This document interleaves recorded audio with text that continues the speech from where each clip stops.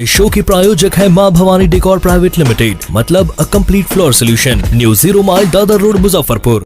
क्या मामला है sir? Bihar state bar council का चुनाव पिछले वर्ष दिसंबर में हुआ था, जिसका रिजल्ट 10 फरवरी 2024 को निकाला गया।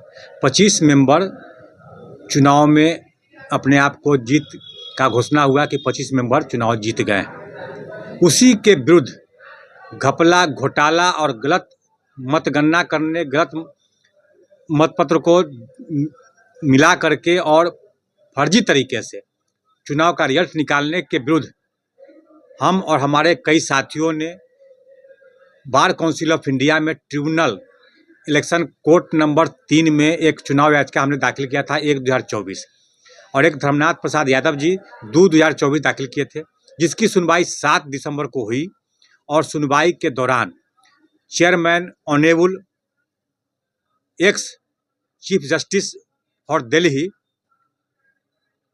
मेनन साहब और अन्य 2 सदस्यीय कमेटी जो सदस्य थे, जो ऑनरेबल जज थे, न्यायमूर्ति थे, उनके यहाँ हम लोगों ने रखा कि जब 7 फरवरी 2024 को ट्रिब्यूनल का आदेश हुजूर लोग का हुआ कि जो चुनाव जीते हैं उनको सर्टिफिकेट नहीं मिलेगा, गजट नहीं किया जाएगा, वैसी परिस्थिति में बार काउंसिल स्टेट जो बिहार का है उसके वेबसाइट पर इन 2500 लोगों का नाम फोटो के साथ और बार काउंसिल के मेंबर के रूप में आ रहा है, उसे हटाया जाए।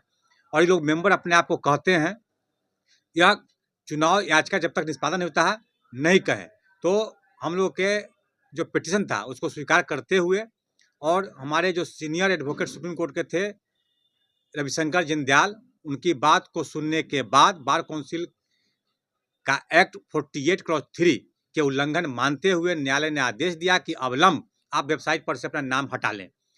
उसी क्षण इन लोगों ने नाम तो हटा लिया, लेकिन टिल यह आदेश चुनाव याचिका के निष्पादन तक रहेगा। इसके साथ साथ एक और आदेश हम लोग के प्रेयर पर कोर्ट के द्वारा पारित किया गया, जिसमें कहा गया कि जो पिटिशनर चुनाव याचिका दाखिल किए हैं और उनसे संबंधित जो अधिवक्ता है, यह बार काउंसिल के द्वारा शो कॉज किया जा रहा है, उस पर प्रतिबंधित किया जाए। तो कोर्ट ने शो कॉज करने पर प्रतिबंध लगा दिया और जो शो कॉज प्रवीण कुमार पर किया गया था उससे जवाब देने से वंचित कर दिया गया और कहा गया कि बिना ट्रिब्यूनल के आदेश के कोई कार्रवाई आप नहीं कर सकते हैं।